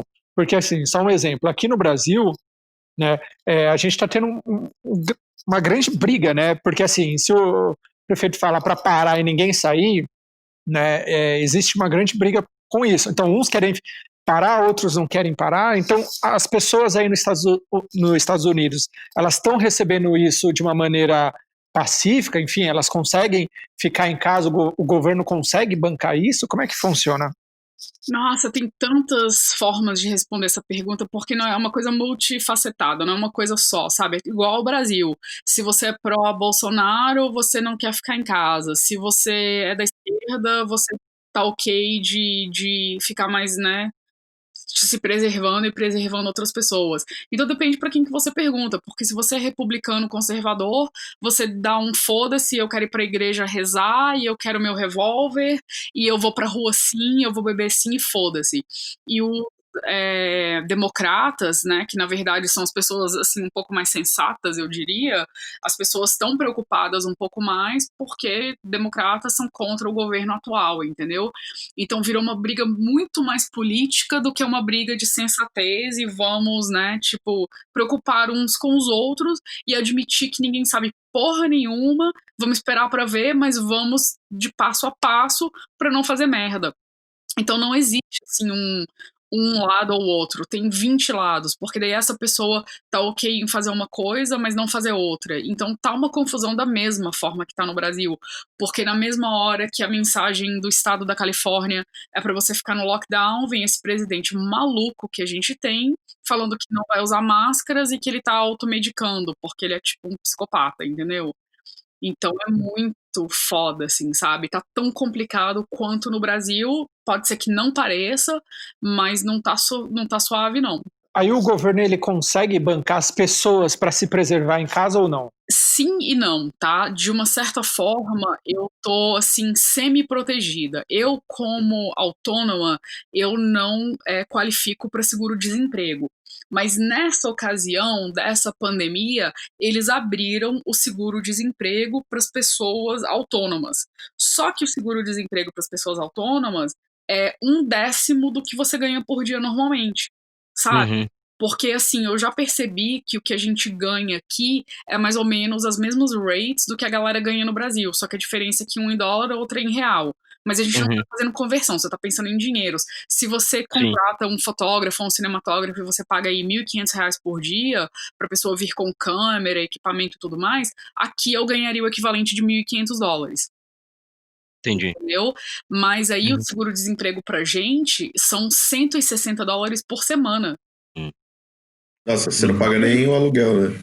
Não paga no aluguel. Então, no momento, eu tô me mantendo porque eu suspendi todas as minhas contas. Eu não tô pagando cartão de crédito e eu não tô pagando aluguel. Eu só tô pagando o básico para minha sobrevivência, que é seguro de saúde, seguro do carro, comida, internet, telefone, essas coisas, sabe? Então eu tô ok, mas tá todo mundo muito preocupado, porque o nosso seguro-desemprego acaba no fim de julho e eu não tenho perspectiva nenhuma de voltar a trabalhar por grana, entendeu? Eu tô trabalhando pra caramba, mas eu não tô ganhando. E vocês ainda estão de lockdown? Não. A gente tá de lockdown, mas a gente tá na segunda fase do lockdown. A primeira fase, que é a fase 1 de lockdown total, acabou a semana passada. Então agora, alguns lugares estão abrindo, mas assim, você pode ir no restaurante, mas você não pode sentar. É tudo levar comida para casa. Algumas lojas estão abertas, floriculturas estão abertas, mas também você não entra, entendeu? Agora, depende, é porque assim, nos Estados Unidos, os estados são muito independentes e dentro dos estados tem as cidades e os condados, entendeu? Por exemplo, Los Angeles é uma cidade, mas existe o condado de Los Angeles que inclui várias outras cidades. Então, às vezes, uma cidade tem umas regras e outra cidade não tem dentro do mesmo condado. É tipo o Grande São Paulo, ok? É bem complicado, entendeu? E aí o condado Orange County, que é o condado do lado do Los Angeles County, tem regras completamente diferentes. Eles nem fizeram lockdown total, eles tipo, foda-se, você nem precisa de usar máscara para entrar no supermercado, você pode andar de bicicleta na rua, você pode ir pra praia e tipo, de boas, entendeu? Então, assim, você tende a ficar na zona de conforto das decisões que você tomou, você quer ficar naquele lugar. Você não vai ficar se misturando. Meio que cada condado é autônomo, né? Responde por si só, né? Em várias questões, né? Perante a lei dos Estados Unidos e a lei do estado, né? Exatamente. Então eu acho que nesse ponto é muito similar com o Brasil, porque às vezes você tem governadores que têm muito mais sensatez, né, na hora de tomar essas decisões e brigando com um presidente maluco que fica jogando todo mundo um contra o outro. Esse Sim. ano é ano de eleição, né? Então as coisas aqui estão extra complicadas porque a gente precisa de tirar o Trump da presidência e, ao mesmo tempo, ele fica fazendo um joguinho de bullying os governadores e depois ele culpa todo mundo. Ele fala que os estados têm autonomia, aí o estado vai lá e toma uma decisão e aí ele vai lá e fala mal do estado e fala pra todo mundo que o governo fez um negócio errado, sabe? É muito complicado. Parece, assim, briga de criança, sabe? É um querendo detonar o outro, né? Uhum. Basicamente. E assim, quando você. A gente falou num contexto geral, né? Tanto você até falou um pouquinho aqui do Brasil e tal. Quando você recebeu realmente a notícia, né? Você, Mel, que, putz, vamos ter que parar tudo tal. Claro, né? Ninguém fica confortável com isso, mas o que que você pensou? Você falou, você foi mais realista ou você foi mais esperançosa? Não, já já isso acaba. Ou realmente aquela parte do seu realismo falou, não, não, vamos ter que segurar aqui, vou ter que me virar. Como é que foi quando você, Mel, recebeu, falou, meu, agora não vai dar pra trabalhar, fudeu. Você entrou em desespero? Não, eu não cheguei a entrar em desespero. Eu acho que, na verdade, como eu sou uma pessoa, assim, que eu escuto notícias, eu presto atenção nas coisas e eu viajo pra caramba, eu já tava meio que preparada pro pior, entendeu? Porque de setembro a fevereiro desse ano, eu tava meio que viajando, eu peguei entre 10 e 20 voos por mês, então eu tava viajando Uhum, pra caramba. E tô escutando falar dessa doença, a doença tá aumentando e não era como foram das outras vezes, não era igual o SARS, não era igual uhum, o bird flu que desapareceu, tava uhum, chegando muito perto. Então, em janeiro, eu tava prestes a viajar de novo, eu fui na farmácia e já comprei as minhas máscaras, já estava preparada pra guerra, entendeu? uhum. Então, do fim de janeiro ao meio de fevereiro, eu viajei, eu já estava usando as máscaras. Então, quando eu voltei para Los Angeles, eu tava assim, meu, esse negócio vai dar merda e ninguém tá fazendo nada. Eu tava assim, meio que na frente do negócio, entendeu? Uhum, Esperando dar merda porque ninguém tava tomando nenhuma precaução. E eu uhum, sou maratonista também. Eu tava treinando pra maratona de Los Angeles. E eu tava bem preocupada. Eu vou correr com 28 mil pessoas. Não faz o menor sentido eles não cancelarem a maratona de Los Angeles, sim. entendeu? E a maratona Uhum, de Los Angeles aconteceu no domingo antes do shutdown. Então a maratona aham. dia 8 de março e dia 15 de março eles fecharam tudo. Porra, poderia ter Cara, feito isso uma semana antes, entendeu? Não precisava sim. ter deixado a maratona acontecer. Então eu já estava meio que preparada e eu já estava me preservando. Naquelas 2 semanas antes da maratona, eu já praticamente não saía de casa. Aham. Por, Caramba. por causa de treinamento, para dormir cedo, Aham. levantar cedo, para o meu corpo já estar acostumado. Então eu já Sim. estava não querendo ver as pessoas. E normalmente nessa época do inverno, como eu tô em treinamento para maratona, se eu sei que alguém tá gripado ou doente, eu já não interajo com essas pessoas. Eu já tenho meio que uma Aham. distância, sabe? Você E já aí, tem mesmo a ideia de distanciamento social, né? Que muita gente só sabe? entendeu que era isso com essa pandemia, né? Exato. E aí, Aham. quando realmente fechou tudo, eu tive um momento de pânico assim, meu, fudeu, o que que aconteceu vai dar merda, e eu fiquei meio que flutuando de um pro outro. Eu falava, não, a gente já teve outras crises, e o Uhum. audiovisual sofre de cara, mas também a gente se recupera antes de todo mundo se recuperar, porque as pessoas vão ter que fazer publicidade, vão ter que criar Sim, material. Então eu fiquei sim. tranquila, mas depois eu comecei a ver que não ia dar certo, porque não Uhum. tinha muito dinheiro guardado e esse seguro-desemprego eu fui receber Uhum. ele pela primeira vez há 2 semanas atrás. Nossa. Então eu fiquei 2 meses sem Aham. receber nada. E aí, fora isso, assim, tentando segurar a onda de A amigos, onda. entendeu? Foi bem Uhum. estranho. Você tocou até num ponto legal aqui que pelo menos eu não sei se os outros moleques eles concordam com isso, mas você falou um ponto legal que eu ainda não tinha ouvido falar, é a questão de que quando a gente começar a voltar, todo mundo vai querer gerar publicidade, né? Porque aqui, não sei se a realidade nos Estados Unidos é bem diferente, ou um pouco diferente daqui do Brasil, dependendo do assunto, né? O que eu tô ouvindo falar da galera do audiovisual aqui meu, putz, a galera não vai querer gastar depois de voltar, a galera dos eventos vão ser as últimas a querer fazer alguma coisa, e esse ponto que você falou foi muito interessante, eu vi que era um ponto que eu não tinha visto ainda dessa forma, né? Mas você acha que talvez esse ponto da galera gerar publicidade aí é por causa que é por si os Estados Unidos e a questão econômica ainda é um pouquinho melhor que alguns outros lugares, ou não? Você acha que vai gerar no contexto geral? Eu não posso dizer num contexto geral do mundo e pelos Estados Unidos por o seguinte, porque o que move o americano é fazer compras. É a coisa que dá mais liberdade pro americano, é poder gastar dinheiro, comprar e consumir, entendeu?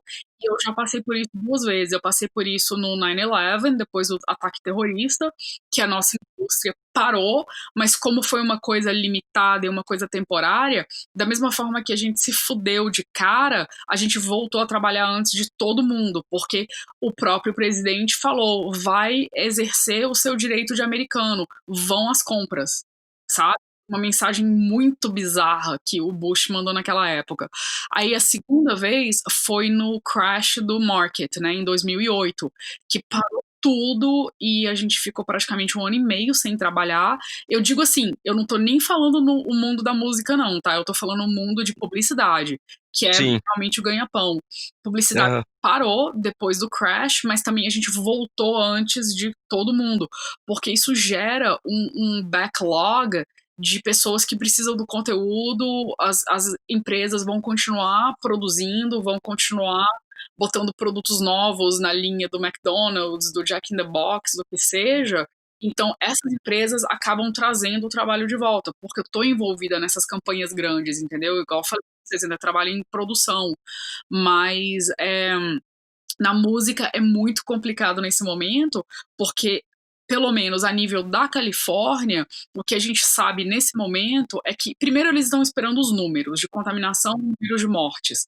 Agora, o que tem sido dito pelo prefeito de Los Angeles e pelo governador da Califórnia é que não vai ser permitido aglomerações de mais de 50 pessoas até o fim do ano. Aham. Então não tem Caramba. show, esquece evento. Eles não Aham. cancelaram o Coachella ainda, mas a gente tem muita informação interna que dá para acreditar que ele vai ser cancelado em breve. Uma coisa que tá em alta aqui agora, que eu não sei como que tá funcionando por aí, mas eu acho que não deve ser muito diferente, que são as lives, né? Por aí tá rolando bastante também? O pessoal faz, mas eu não sou muito ligada nessas lives, não. Sabe, eu vejo todos meus amigos de banda, faz uma live com esse convidado, com aquele convidado, mas assim, não é o meu foco, porque eu tô muito focada num outro projeto que meio que caiu no meu colo, no meio dessa confusão toda. Eu dei uma virada total nas coisas que eu tô fazendo. Então, assim, o pessoal faz live, mas como que isso afeta, como que isso ajuda, não é meu mundo, então eu não posso opinar. Eu acho, na Aham. verdade, um saco que tá todo mundo fazendo live o tempo inteiro e eu, tipo, não tô afim de ninguém. Já deu, né? Saturou, né? Porque, assim, Não, fazer na uma real eu tava live pensando nem tanto pessoal, mas as bandas em si. As bandas, eu não sei, eu acho que o pessoal tá fazendo show, mas assim, eu não sou público pra lives, entendeu? Então eu não sei nem te dizer se eu já assisti alguma no meio disso tudo, eu acho que não. Mel, eu queria saber como é que você tá lidando nessa quarentena, né? O que você tem feito para sair um pouco dessa bolha da quarentena, né? Que é ficar. Eu sei que aí você tem feito um projeto social, né? Fotografado, tal. Mas além disso, o que mudou para você? O que você tem feito para continuar viva, né? Vamos dizer. Bom, na verdade, assim, você falou certo. O que aconteceu logo no começo da quarentena foi que 3 amigos meus que trabalham para hospitalidade, né, hospitalidade, hotéis, restaurantes, bares e tal, esse mundo. Eu tenho 3 amigos que são bartenders profissionais, eles têm uma empresa de consultoria, então se você quer abrir um bar, eles chegam e te dão a tua empresa pronta, né, customizada para você e tal. E aí, eles 3 perderam o bar que eles tinham recém-aberto. O bar abriu, eu acho que dia 6 de março, e dia 15 rolou o shutdown, eles tiveram que fechar o bar, que tinha recém-aberto. E eles perceberam, porque eles estão no meio e eles são descendentes de mexicanos, que grande parte do pessoal que trabalha em hospitalidade não é documentado. entendeu? E esse pessoal não ia ter acesso nenhum a benefícios do governo e a situação ia ficar muito pesada pro lado deles. Então esses 3 amigos meus se juntaram, dinheiro do próprio bolso, descobriram que por $33 eles conseguem comprar comida suficiente para fazer uma cesta básica para uma família de 4 pessoas. Essa cesta básica duraria por uma semana inteira para 4 pessoas. E eles começaram a pedir doação. E agora, 10 semanas depois do shutdown, de 10 famílias que eles iam alimentar, agora eles estão alimentando mais de 300 famílias. E naquela ocasião que eles pediram doações, as pessoas não queriam doar porque não sabia se era legítima, se não era, qual era a situação dessa ONG aí. E aí eu ofereci para fazer as fotos para eles, entendeu? Para colocar na mídia social. Porque se você vê uma foto de uma criança recebendo uma cesta básica, eu acho que você tem mais interesse em doar dinheiro e ajudar a causa, entendeu? Sim. Então eu comecei a documentar. E o trabalho desses 3 caras com a adição das minhas imagens meio que fez com que essa ONG explodisse, assim, de uma forma não esperada. A quantidade de dinheiro que começou a entrar causou até eles terem essa preocupação de aplicar por uma aplicação propícia para ser uma ONG oficial perante ao governo, entendeu? E aí eu meio que caí, eu falei, cara, olha, tipo, eu não posso reclamar, eu tenho minha casa, sabe? Tipo, se der merda, eu vendo carro, eu vendo guitarra, eu vendo equipamento. Eu sabia que eu não ia perder minha casa e eu não ia passar fome. As contas, foda-se, entendeu? Porque depois eu me viro e pago, mas eu tinha recursos e eu percebi que outras pessoas não tinham recursos. Então isso é uma coisa muito que, assim, tem hora que é difícil traduzir as palavras do inglês pro português, sabe? Mas Sim. você te coloca numa perspectiva que você fala, eu não posso reclamar, e aquela pessoa não tem $30 para comer, e eu posso ajudar aquela pessoa. Então eu comecei a ajudar com foto, comecei a ajudar com vídeo, e agora virou meio que o projeto da vida. Eu resolvi que eu vou fazer um documentário, entendeu? Um full feature documentary sobre o trabalho deles e sobre a causa maior, que é a imigração ilegal nos Estados Unidos, que é uma coisa que o governo se beneficia dela, porque esses trabalhadores não documentados, todos têm documento falso, eles pagam imposto de renda, eles fazem o imposto do IRS no fim do ano, mas eles não recolhem nenhum benefício, entendeu? Então agora esse projeto virou um projeto megalomaníaco. A gente está agora escrevendo o orçamento para o filme, a gente está escrevendo planejamento de como conseguir o funding, né, o dinheiro para poder botar esse vídeo, esse filme em realidade, porque meio que o meu projeto agora é conseguir uma forma de trabalhar nesse filme pelos próximos 6 meses. E não ter que trabalhar para mais ninguém, só trabalhar nesse projeto. Como que é o nome do projeto inteiro? A organização chama No Us Without You, que significa a gente não existe, a hospitalidade não existe sem o trabalhador imigrante não documentado. Então, esse é o nome da organização, No Us Without You. Sim. Então, o filme vai contar não só a história da organização, mas a história de indivíduos que estão sendo beneficiados pela organização e como que eles foram, né, chegar no ponto que eles chegaram, se eles vieram para cá por coiote, se eles, né, chegaram aqui porque os pais os trouxeram quando eles eram pequenos, como que esses indivíduos chegaram nessa situação e as oportunidades que não estão disponíveis para eles porque eles não têm documento. Você já tem, bom, material você, que nem você disse, tem a parte toda fotográfica, né, e agora tá entrando esse doc, né, esse filme, e aí quando você tiver mais coisas também, fique à vontade de falar com a gente pra gente também te ajudar nessa divulgação. Eu acredito que isso pode ser inspiracional para a galera aqui também, né, que tá te ouvindo agora, para fazer, se movimentar um pouquinho também em prol, né, que às vezes não é só, que nem a gente falou no começo, em alguma hora, às vezes não é só o dinheiro, mas a vontade de fazer acaba que você acha um objetivo para tais coisas, né? Com certeza, porque eu acho que ninguém é incapaz de ajudar o próximo, entendeu? Que Uhum. seja você dar um telefonema pro teu amigo e você dar um alô pras pessoas que você não fala há um tempo, entendeu?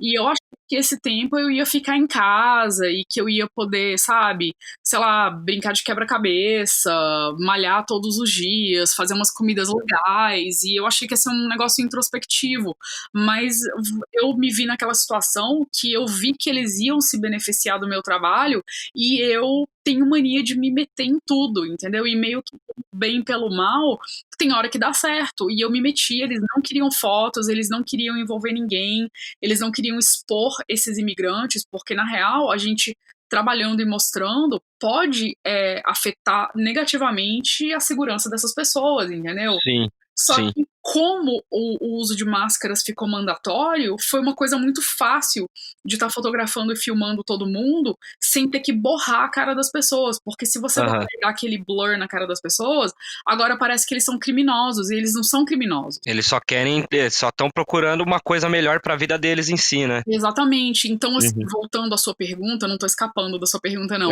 É que eu acho que qualquer pessoa pode ajudar, entendeu? Você pode ajudar, sei lá, talvez a tua empregada que agora não pode trabalhar, você pode dar uma cesta básica para ela, você pode pelo menos garantir que ela tem uma segurança alimentar, entendeu? Que pelo menos fome essa pessoa não vai passar. E eu acho que isso qualquer um pode fazer. Você não precisa estar em Los Angeles no meio dos flashes e dos cliques para fazer isso. Foi uma forma que eu achei de ajudar essas pessoas, entendeu?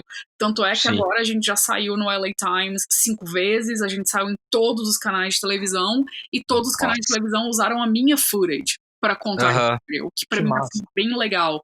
Só que ao mesmo tempo, você não precisa de ter a câmera em cima de você para você contar a história de ninguém e para você ajudar ninguém, entendeu?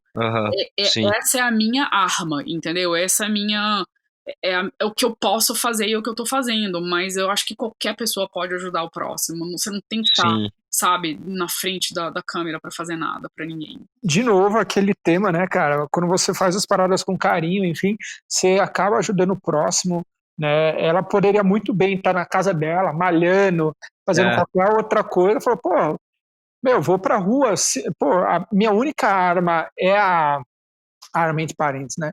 A arma é a câmera, poxa, vou lá, vou fazer o meu trampo com carinho e eu sei que fazendo aquilo que eu gosto para as pessoas que precisam agora, cara, pô, todo mundo tem a ganhar, saca?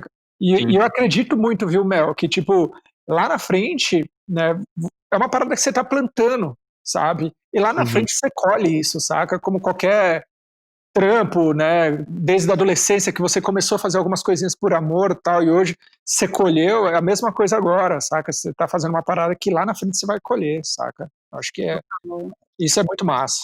E o engraçado é que, assim, sabe, o meu, como é que fala, assim, minha meta disso tudo mudou muito, sabe, porque no começo eu queria ajudar esses caras, eu queria que eles conseguissem mais doações, e eu sabia que o visual ia ajudar a entrar mais dinheiro, e realmente ajudou a entrar mais dinheiro, mas agora é uma causa tão grande que eu me vi numa situação que eu não tenho escolha. Eu preciso contar a história dessas pessoas. Eu preciso humanizar a causa dessas pessoas que muito americano acha que é um alienígena bandido que chegou aqui para roubar o trabalho dele, entendeu?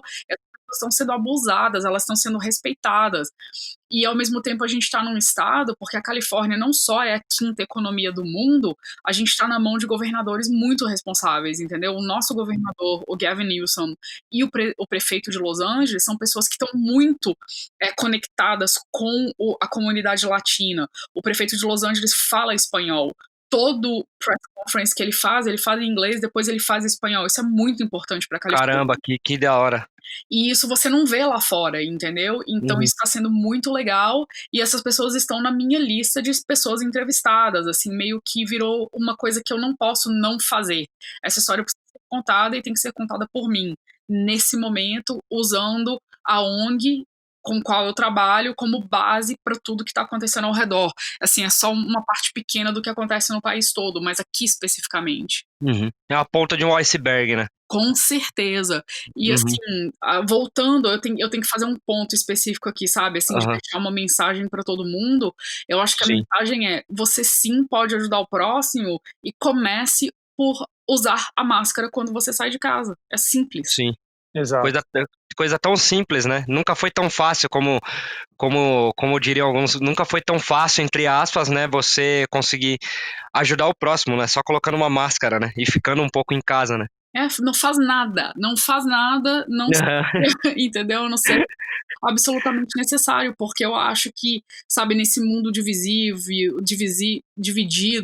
de políticas opostas, de um gritar com o outro e todo mundo falar ao mesmo tempo, o legal é você não fazer nada e você observar, escuta, presta atenção e ver o que você pode fazer pela pessoa que está do teu lado. E às vezes o que você pode fazer é absolutamente nada, que é o mais importante. Cara, e o que é mais triste disso tudo que você falou, Mel, na real, é que ainda assim existem pessoas que, por mais simples que seja, colocar máscara, tem pessoas que fazem questão de não colocar a máscara justamente para contrariar, né?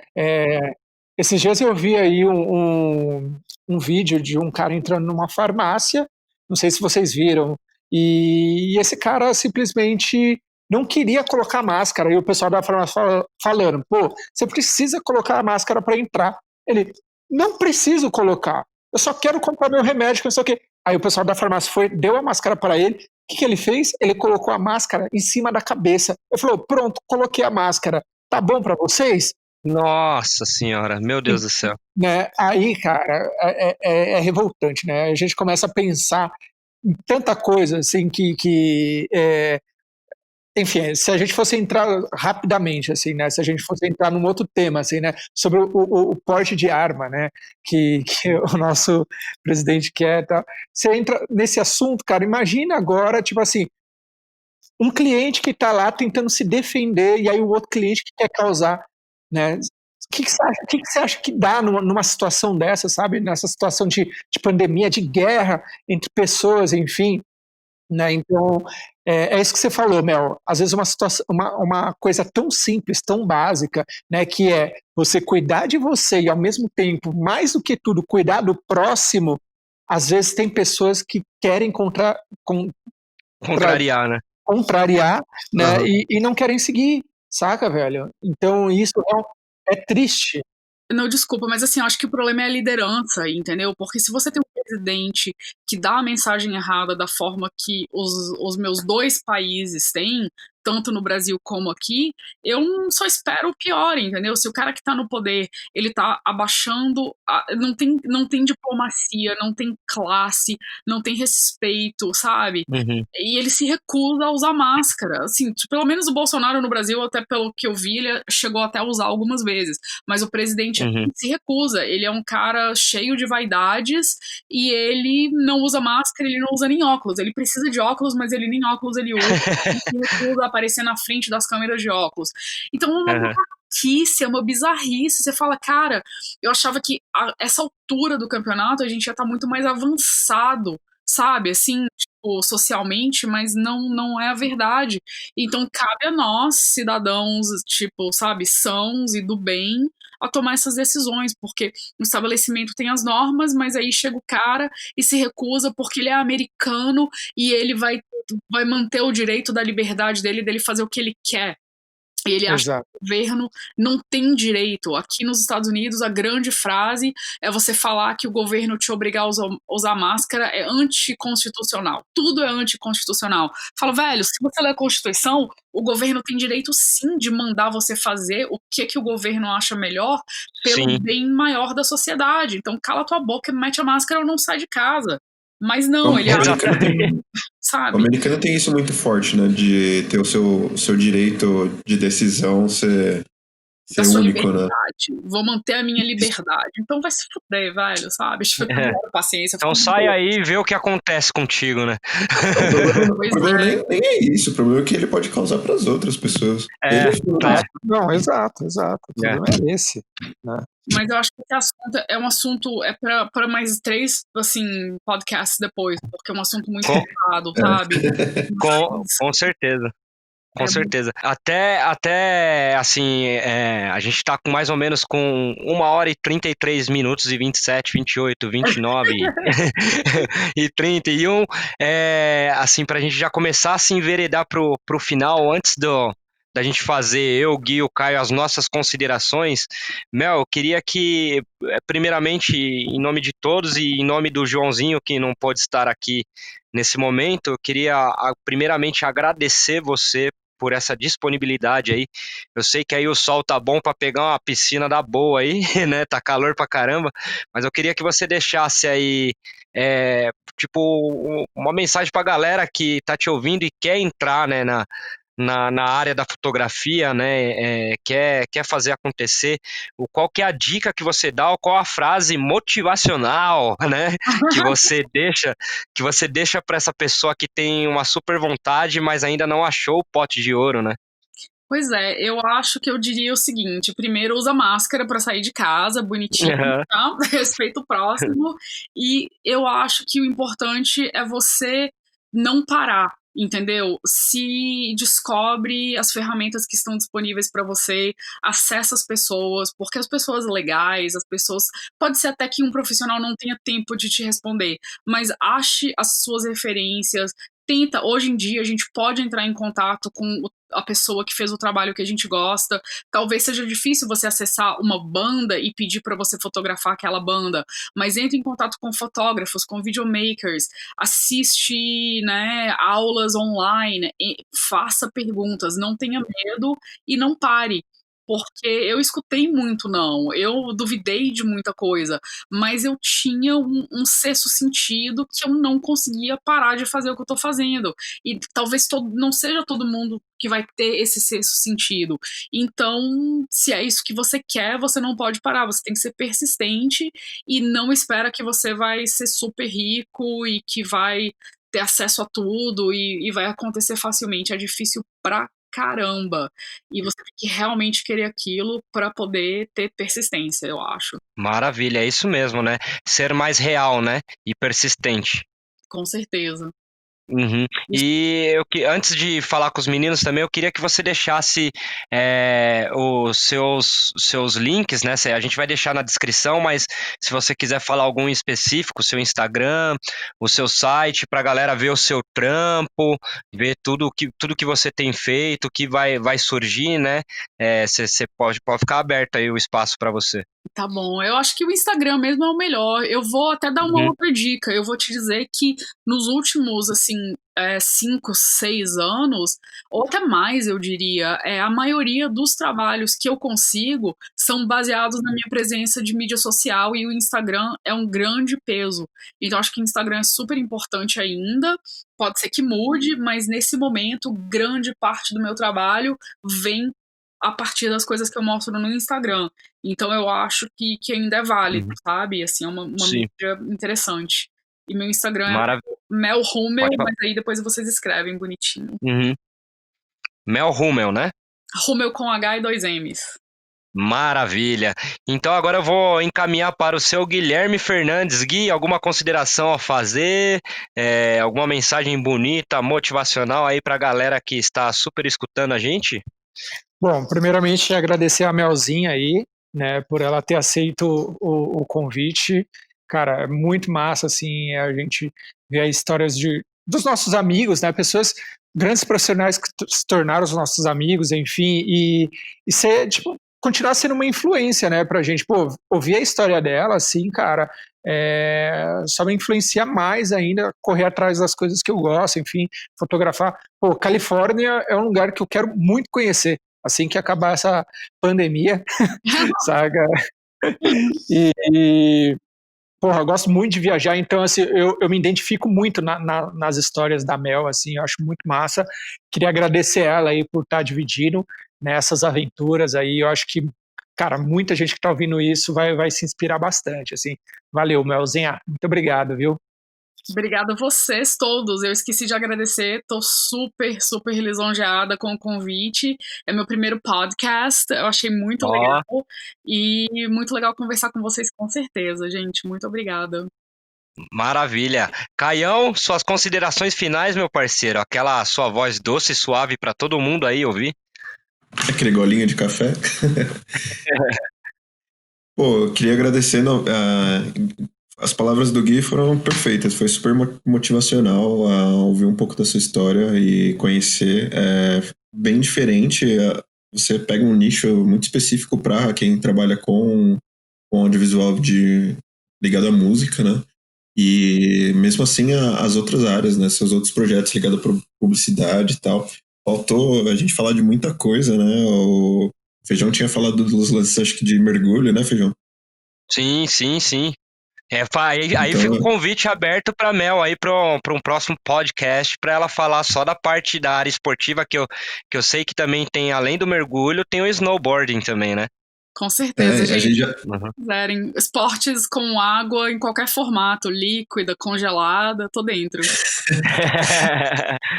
a gente já deixa essa pegadinha aí pra galera pra próxima já ouvir o próximo podcast, que com certeza vai ser incrível. Ou, de repente, a gente faz uma live daqui das montanhas, sabe? Quando puder viajar todo mundo, vocês vêm pra cá, a gente vai pras montanhas e eu ensino vocês todos a fazerem um snow. Aí, meninos. Eu falo que você vai ter que ter paciência comigo, viu? Porque eu costumo dizer assim que eu tenho 2 pernas esquerdas. Cara habilidoso.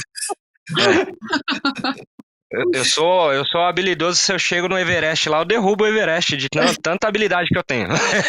Eu acho que vai ser preciso uma live mesmo, porque a galera vai querer ver isso. Com certeza. Vamos arrecadar. Caio, mais alguma observação? Não, é só isso. E agradecer a presença dela, foi super produtiva. Muito. Me embolei aqui. Muito obrigado, meu. Obrigada a você, gente. É aquela coisa, sabe? Quem estiver escutando, se tiver alguma pergunta, eu tô sempre disponível, sabe? Manda pergunta no Instagram. Às vezes eu não respondo na hora, mas eu respondo depois. Eu tenho um cuidado, porque vira e mexe, alguém entra em contato e fala que tá começando, que quer saber. Eu não tenho problema nenhum em dar dicas e dar sugestões e conversar com as pessoas, entendeu?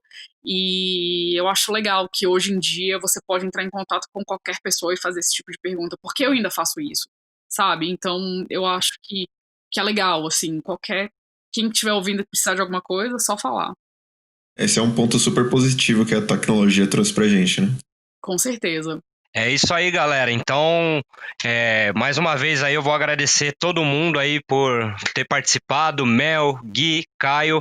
Você que chegou até aqui também, tá escutando aí, sei lá, lavando uma louça, ou tá escutando deitado na cama. Essa foi a história da Mel, né? Ainda tem muito para se falar, então provavelmente a gente vai fazer um convite para um podcast número 2, né? Lembrando que a gente gravou esse podcast num domingo, 24 de maio, no meio do lockdown e do álcool em Gelson. E é isso aí, a gente vai ficando por aqui. Para mais dúvidas, soluções e falta de desespero, entra em contato no podcast. E eu quero agradecer a todos. E é isso, 3, 2, 1, vamos embora. Até a próxima, minha galera. É nóis, fui. Tchau.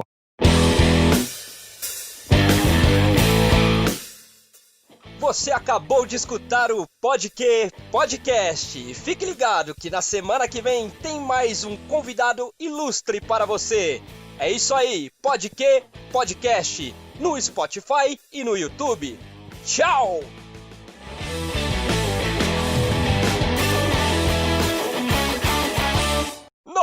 Não, fica um pouco mais.